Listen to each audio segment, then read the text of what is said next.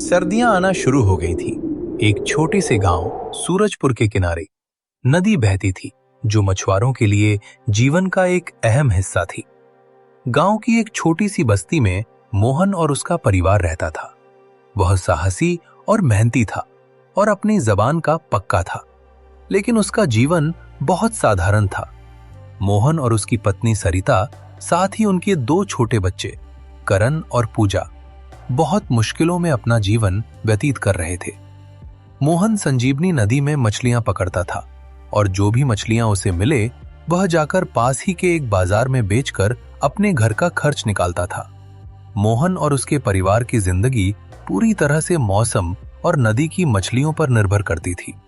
लेकिन सर्दियों के आने पर मोहन और उसके परिवार की स्थिति और भी खराब हो जाती थी। नदी का पानी ठंड के कारण धीरे धीरे जमने लगता था और हवा भी बहुत तेज हो जाती थी। इसी कारण मोहन और उसकी पत्नी ठंड के बारे में सोचकर परेशान हो रहे थे। भाग्यवान, लगता है इस बार भी ठंड बहुत बढ़ने वाला है। पता नहीं मछलियां पकड़ भी पाऊंगा या नहीं। अरे आप इतना चिंता मत करिए, भगवान पर भरोसा रखिए। वो दिन भी आ गया जब ठंड ने अपने सारे रिकॉर्ड तोड़ दिए। दिसंबर का महीना था और ठंड की लहर ने पूरे गांव को अपनी गिर में ले लिया। लेकिन बेचारे मोहन को इतनी सर्दी में भी नदी में जाकर मछलियां पकड़नी थी। अगर वो नहीं जाता तो उसे और उसके परिवार को भूखा रहना पड़ता। यह ठंड का मौसम उसके लिए चुनौती भरा था, पर अपने परिवार के पेट की खातिर वो हर मुश्किल को सहने के लिए तैयार था। ऐसे ही एक दिन मोहन मछलियां पकड़ने के लिए निकलने वाला था।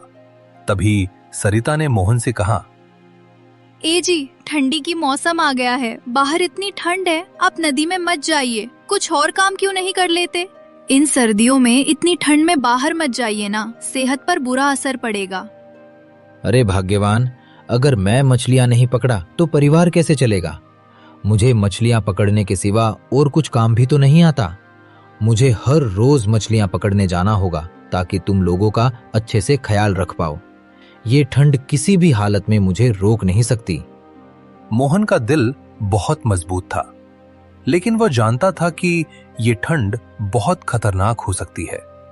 फिर भी उसने अपनी मछलियां पकड़ने का सामान लिया और नदी की ओर चल पड़ा। रास्ते में ठंडी हवा ने जैसे उसे चारों ओर से घेर लिया था। जब वह नदी के पास पहुंचा तो देखा कि पानी का स्तर और भी कम हो गया था और नदी के किनारे बर्फ की परत जमने लगी थी। मोहन ने अपनी नाव नदी में डाली और जाल फेंकने का काम शुरू किया। लेकिन जैसे ही उसने जाल डाला, उसे महसूस हुआ कि उसकी उंगलियां और पैर बर्फ की तरह सख्त हो गए हैं। उसे इतनी तेज सर्दी लग रही थी कि ऐसा लगता था जैसे शरीर के हर अंग में कड़े कांटे चुभ रहे हों। ठंडी हवाएं बर्फीली हो चुकी थी और मोहन की सांसें तक जमने लगी थीं। इस कड़ाके की ठंड ने उसे इस कदर जकड़ लिया था कि उसकी आंखें भी जलने लगी थीं।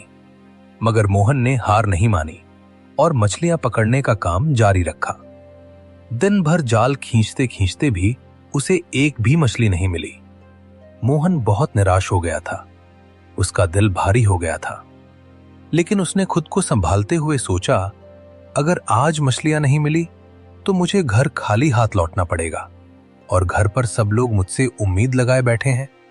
मुझे कुछ भी करके मछलियां पकड़नी ही पड़ेगी। वह जाल खींचते थक चुका था और उसकी हड्डियां तक सर्दी से कड़क रही थीं। वह अपनी नाव में बैठकर कुछ देर आराम करने लगा, लेकिन यह सोचकर वह फिर से उठा, अरे नहीं, अगर इस ठंड में बैठा रहूंगा तो ये बर्फ मेरा शरीर और कमजोर कर देगी। तभी नदी के पास एक बूढ़ा साधु पहुंचा। वह साधु हर रोज नदी के किनारे बैठकर ध्यान करता था। साधु मोहन को बहुत देर से देख रहा था और समझ गया कि मोहन बहुत मेहनत कर रहा है, लेकिन मेहनत के चलते उसकी हालत बहुत खराब हो चुकी है। उसने मोहन को पास बुलाया और कहा, बेटा, इतनी ठंड में क्यों खुद को कष्ट दे रहे हो? मछलियों के बिना जीवन नहीं रुकता। तुम्हें खुद की सेहत का ध्यान रखना चाहिए। साधु बाबा, अगर मैं मछलियां नहीं पकड़ा तो मेरे परिवार को भूखा रहना पड़ेगा। मेरी पकड़ी हुई मछलियों पर ही हमारी पूरी जिंदगी टिकी है। साधु ने मोहन की बात सुनी और मुस्कुराते हुए कहा, तुम सच में बहुत मेहनती हो, लेकिन जीवन का सबसे बड़ा सुख स्वास्थ्य है। स्वास्थ्य है तो सब है बेटा। साधु की बात सुनकर मोहन थोड़ा भावुक हो गया, लेकिन अपनी जिम्मेदारी को याद करके उसने फिर से जाल पानी में फेंक दिया। लेकिन इस बार आश्चर्यजनक रूप से जाल में कई बड़ी मछलियां फंसी हुई थीं। मोहन की आंखों में आंसू थे, क्योंकि इतनी देर मेहनत करने के बाद उसे आखिरकार मछलियां मिली। अब वो इन्हें बेचकर घर के लिए राशन ले सकता था। उसने साधु की तरफ देखा और सोचा, ये जरूर साधु महाराज की ही कृपा होगी जो मुझे इनके आते ही इतनी सारी मछलियां मिल गई। ये सोचते हुए मोहन ने साधु को धन्यवाद किया और घर की ओर निकल गया। मोहन जब घर लौट रहा था तो रास्ते में उसने सोचा कि इस ठंड में भी भगवान ने मेरी मदद की। मुझे आज की इतनी ठंड में मेहनत के बाद ये एहसास हुआ कि कभी-कभी मुझे अपनी सेहत पर भी ध्यान देना होगा, क्योंकि मेरे सिवा मेरे परिवार का कमाने वाला और कोई भी नहीं है। ठंड का कहर बहुत भीषण था। ठंड की वजह से बेचारे की हालत भी खराब हो रही थी। वो जैसे तैसे घर पहुंचा। घर पहुंचने पर सरिता और बच्चे मोहन को देखकर बहुत खुश हुए। मोहन ने उन्हें बताया कि उसे नदी किनारे एक साधु बाबा मिले थे और उन्हीं की कृपा से आज उसे इतनी बड़ी मछलियां मिली। ये ईश्वर की कृपा से हुआ है। ईश्वर हम जैसे गरीबों को कभी अकेला नहीं छोड़ते। एजी, आप सही कहते थे कि मेहनत कभी बेकार नहीं जाती। उस दिन मोहन और उसके परिवार ने गरम गरम खाने का आनंद लिया और ठंड को लेकर अपनी चिंताओं को भूल गए। मोहन ने सोते हुए सोचा, हे भगवान, आज ही की तरह आप रोज मुझ गरीब पर कृपा करना, ताकि मैं अपने परिवार का पेड़ पाल सकूं।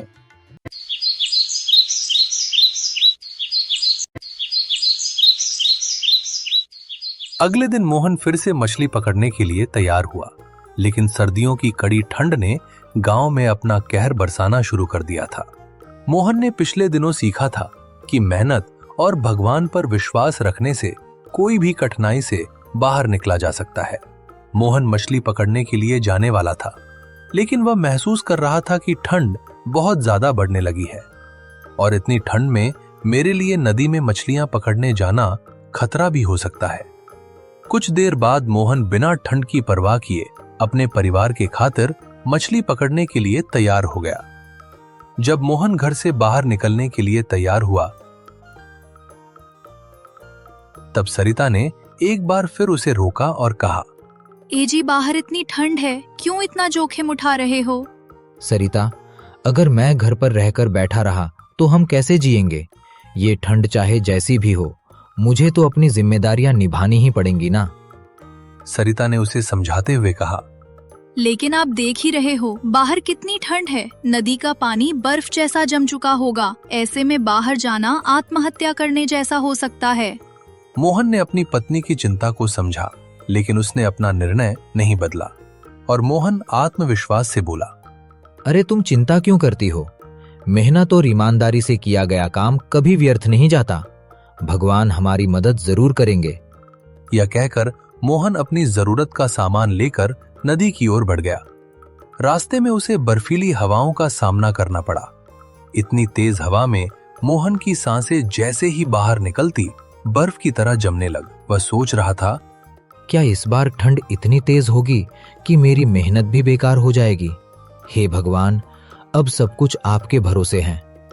नदी के पार पहुंचते ही मोहन ने देखा कि पानी का स्तर कम हो गया था।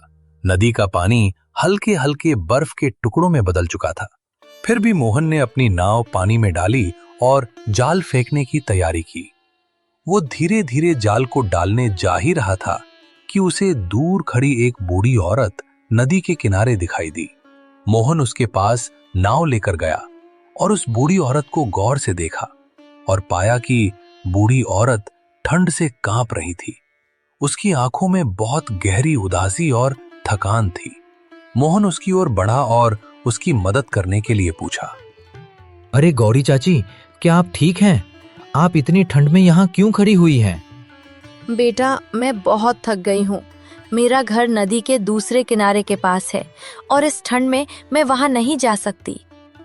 मोहन ने महिला की हालत देखकर बिना कोई समय गवाए उसे अपनी नाव में बैठने के लिए कहा। महिला की हालत देखकर मोहन को एहसास हुआ कि उसे तुरंत बूढ़ी औरत की मदद करनी चाहिए। मोहन ने सोचा, अगर इस बूढ़ी औरत की सही समय पर मदद नहीं की तो शायद ये बूढ़ी औरत मर भी सकती है। मोहन ने महिला को नाव में बैठाया और कहा, चाची, आप चिंता मत कीजिए, मैं आपको नदी पार करा दूंगा, आप आराम से बैठ जाइए। मोहन बूढ़ी औरत को ये बोल के नदी पार कराने ले गया और साथ ही वो दुखी मन से सोचने लगा, हे भगवान, इस बूढ़ी औरत को भी मदद की जरूरत है और इधर कुछ समय के बाद शाम भी हो जाएगी और मैंने अभी तक एक भी मछली नहीं पकड़ी। पता नहीं आज का गुजारा कैसे होगा। यही सब सोच सोच के मोहन धीरे धीरे अपनी नाव को नदी के पार ले जाने की कोशिश करने लगा। कुछ देर बाद जब वो नदी के दूसरे किनारे पर पहुंचा, बूढ़ी औरत ने उसे धन्यवाद दिया। बेटा, तुमने मेरी जान बचाई है। इस ठंड में किसी ने मेरी मदद नहीं की थी। थोड़ी ही दूर मेरा घर है, मैं अब खुद चली जाऊंगी। तुम्हारी मदद से मुझे एहसास हुआ कि अच्छाई अब भी इस दुनिया में जिंदा है। अरे आपको शुक्रिया कहने की कोई जरूरत नहीं है चाची, ये तो मेरा फर्ज है। हमें सबकी मदद करनी चाहिए, यही तो इंसानियत है। उस बूढ़ी औरत के जाने के बाद मोहन ने नाव से ही मछलियों का जाल पानी में डालने की सोची, लेकिन अब दिन ढलने को आ गया था और ठंड भी बढ़ रही थी। मोहन बेचारा उदास हो गया और मन ही मन सोचने लगा, हे भगवान, अब मैं क्या ही करूं। घर का राशन भी खत्म होने को है और लगता है आज कुछ भी कमाई नहीं होगी। मैंने तो एक भी मछली नहीं पकड़ी। बेचारा मोहन उदास मन से खाली हाथ घर की ओर निकला। जब मोहन घर पहुंचा तो सरिता और बच्चे उसे देखकर खुश हो गए। मोहन का उदास चेहरा देखकर सरिता समझ गई कि आज मोहन खाली हाथ लौटा। सरिता तुरंत मोहन से बोली, एजी, क्यों इतना उदास चेहरा बना रहे हो? अभी घर का राशन खत्म नहीं हुआ है, हम जैसे तैसे आज की रात निकाल लेंगे। ये बात सुनकर मोहन को थोड़ी राहत मिली। मोहन ने सरिता को सारी बात बताई कि उसने आज पूरा दिन क्या किया और आज उसे खाली हाथ क्यों लौटना पड़ा। आपने बहुत अच्छा किया, आपकी मदद से उस बेचारी बूढ़ी औरत की जिंदगी बच गई।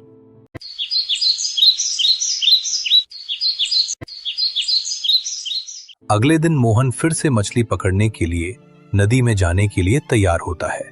आज थोड़ी पिछली दिनों के मुकाबले ठंड कम थी और ये देखकर मोहन के मन में थोड़ी उम्मीद आ रही थी और सरिता भी ये देखकर जैसे तैसे घर में बचा हुआ कुछ खाने का सामान उसे देकर भेज देती है। मोहन ये सब लेकर मछली पकड़ने निकल जाता है और मन ही मन सोचता है, पता नहीं भगवान आज क्या परीक्षा लेगा। जो भी हो, बस घर चलाने लायक कुछ जुगाड़ कर देना भगवान। ये सोचते सोचते मोहन नदी किनारे आ जाता है और अपनी नाव लेकर मछली पकड़ने नदी के बीच में चला जाता है। कुछ समय की कड़ी मेहनत के बाद मोहन ने ढेर सारी मछलियां पकड़ ली। थोड़ी देर बाद मोहन खुशी खुशी मछलियां लेकर घर की ओर निकलता है। तभी उसके सामने वही साधु बाबा आ जाता है और मोहन से बोलता है, बेटा, क्या तुम मुझे अपनी मछलियां दे सकते हो? मेरे आश्रम के बच्चे भूखे हैं और मैं उन लोगों के लिए आज कुछ भी खाने का बंदोबस्त नहीं कर पाया। त्रिलोचन बाबा की बात सुनकर मोहन बड़ी परेशानी में पड़ गया था। अब बेचारा करता तो क्या करता। मोहन सोचने लगता है, ये तो वही साधु महाराज है जिन्होंने मेरी एक दिन मदद की थी। अब मैं उनकी बात को मानने के सिवा और कुछ भी नहीं कर सकता, नहीं तो मुझे पाप लगेगा। लेकिन मुझे अपने घर की भी तो चिंता करनी होगी। मोहन ये सब सोच ही रहा था, तभी साधु बोला, बेटा, तुम मुझे थोड़े से मछलियां दे दो, पूरी की पूरी देने की जरूरत नहीं है, तुम्हें भी तो अपना घर चलाना है। यह सुनकर मोहन को थोड़ी सी राहत मिली और वह अपनी मछलियां साधु महाराज को देकर अपने लिए कुछ मछलियां ले गया। असल में साधु मोहन को परख रहा था। साधु मोहन को हमेशा नदी में कड़ी मेहनत करते हुए देखता था और इसीलिए साधु मोहन की कुछ मदद करना चाहता था, लेकिन बिना यह जाने कि मोहन अच्छा इंसान है या बुरा, साधु मोहन की मदद नहीं कर रहा था। साधु देखना चाहता था कि मोहन के मन में दूसरे के लिए कितनी उदार भाव रखता है।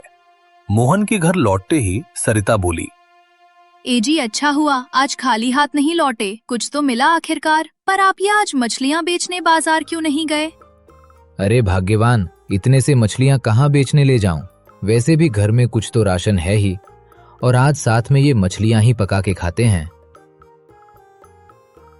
और ऐसे ही रात को सब लोग एक साथ खाना खाकर सो गए।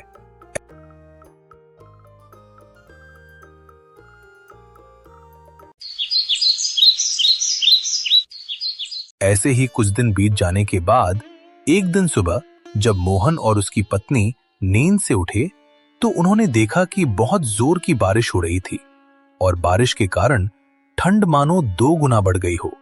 दोनों बारिश को देखकर थोड़े निराश जैसे लग रहे थे और तभी मोहन उदासी भरी आवाज में बोला, अरे भाग्यवान, ये सब क्या हो रहा है हमारे साथ? हर दिन हमारी समस्या बढ़ती ही जा रही है। इतनी मुश्किल क्या कम थी जो आज बारिश भी हो गई? अब इतनी ठंड में मैं कैसे मछलियां पकड़ने जाऊंगा? कल तो जैसे तैसे मैंने कुछ इंतजाम किया था, लेकिन आज मैं क्या करूं? सरिता मोहन की बातें सुनकर थोड़ी भावुक हो जाती है और बताती है, आप यूं उदास मत होइए ना, भगवान पर भरोसा रखिए। ऐसे ही दोनों उदासी से भरे मन से एक दूसरे से बात कर रहे थे और पूरा दिन बारिश होती रहती है और शाम भी होने को है। तभी वही पहला वाला साधु बारिश से बचने के लिए उनके चौखट पर आ गए और फिर साधु ने उन दोनों से रात बिताने के लिए आश्रय मांगा। बच्चों, क्या मैं आज की रात यहाँ रुक सकता हूँ? क्योंकि बारिश तो रुकने का नाम ही नहीं ले रही और ऊपर से बाहर बहुत ठंड है। साधु मानो फिर से मोहन की परीक्षा लेने की मंशा से उसके घर पर आया था और तभी मोहन साधु की मदद करने के लिए मान जाता है। अंदर आइए साधु महाराज, बाहर बहुत बारिश हो रही है और ठंड भी बहुत है। लेकिन सरिता थोड़ा हिचकिचाना आ गई। फिर भी सरिता मोहन की वजह से मान जाती है और साधु को अंदर बुलाती है। मोहन के घर में राशन भी खत्म होने लगा था और आज तो बारिश की वजह से मोहन मछलियां भी पकड़ने नहीं जा पाया और बच्चों के चेहरे पर भी भूख की लकीरें साफ झलक रही थी।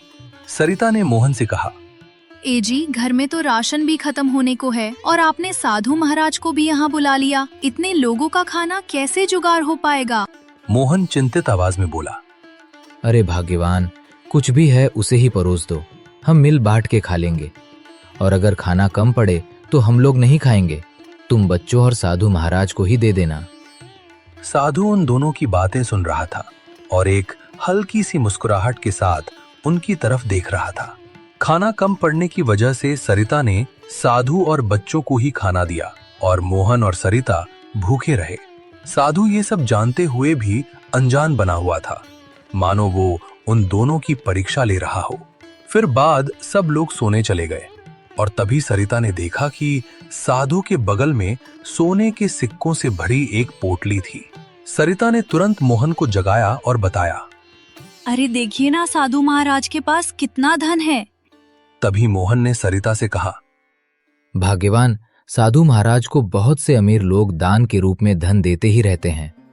ये भी शायद किसी ने उन्हें दान किया होगा। और वैसे भी साधु महाराज धनों से अपने आश्रम के बच्चों का पेट पालते हैं और उन्हें शिक्षा देते हैं। मोहन और सरिता की आर्थिक अवस्था इन दिनों ठंड की मौसम की वजह से खराब होती जा रही थी। मोहन का काम भी अच्छा नहीं चल रहा था और इसी बुरी परिस्थिति के मारे सरिता के मन में लालच आ गई थी। सरिता ने मोहन से कहा, एजी थोड़ी सी सिक्के हम रख लेते हैं, साधु महाराज को पता नहीं चलेगा और हमारी भी थोड़ी सी जरूरत पूरी हो जाएगी। वैसे भी साधु महाराज को इतना धन की आवश्यकता नहीं होती होगी। मोहन थोड़ा गुस्से में सरिता से कहा, अरे तुम क्या पागल हो गई हो? ये क्या करने की सोच रही हो? हमें पाप लगेगा, वो उनका दान में पाया हुआ धन है। साधु को ये सब कुछ सुनाई दे रहा था और वो सोने का नाटक कर रहा था। कुछ देर बाद सरिता के बहुत समझाने पर मोहन आखिरकार बुरी परिस्थितियों के चलते सरिता की बात मान लेता है और दोनों चुपके से कुछ सिक्के रख लेते हैं। ऐसे ही कुछ देर बाद सुबह हो जाती है और साधु उन दोनों से विदा लेकर निकल जाता है। मोहन भी कुछ देर बाद मछलियां पकड़ने के लिए नदी की ओर निकल जाता है ऐसे ही कुछ दिन बीत जाते हैं। साधु से चुराए हुए सिक्कों से मोहन और उसके परिवार की जिंदगी थोड़ी बेहतर हो गई थी और धीरे धीरे ठंड भी कम हो रही थी। मोहन अब रोज बिना मुश्किल के 2-4 मछलियां पकड़कर लाता था और बाजार में बेच देता था। ऐसे ही उनकी जिंदगी खुशी से चल रही थी। एक दिन मोहन मछलियां पकड़ने नदी जा रहा था और तभी रास्ते में उसे साधु दिखाई दिया। साधु को देखकर मोहन थोड़ा घबरा गया और वहां से भाग आया। साधु ये सब देख लेता है और मोहन को देख के साधु के चेहरे पर एक हल्की सी मुस्कुरा होती है। कुछ समय बाद मोहन घर लौटकर देखता है कि सरिता बहुत घबराई हुई है। मोहन ने तुरंत सरिता से पूछा, अरे भाग्यवान, क्या हुआ? क्यों इतना घबराई हुई हो? सरिता ने घबराई हुई आवाज में कहा, अरे देखिए ना, क्या हो गया हमारे बेटे को। ये कुछ भी नहीं बोल रहा है और उठ भी नहीं रहा। मोहन का बेटा करण बहुत बीमार था और वह बिस्तर पर लेटा हुआ था, कुछ भी नहीं बोल रहा था। तभी सरिता बोलती है, ए जी, आप जल्दी जाइए ना, वैद्य जी को बुला कर लाइए। मोहन दौड़ते हुए वैद्य जी को बुलाकर लाता है और वैद्य जी करण को देखकर बोलते हैं, अरे मोहन, ये बहुत बीमार है, इसका इलाज यहाँ नहीं हो पाएगा। उसको जल्दी से शहर ले जाओ इलाज के लिए। मुझे तो इसकी बीमारी ठीक से समझ ही नहीं आ रही है। दिखने में तो ठीक जैसा लग रहा है, लेकिन अंदर से ये बहुत बीमार है।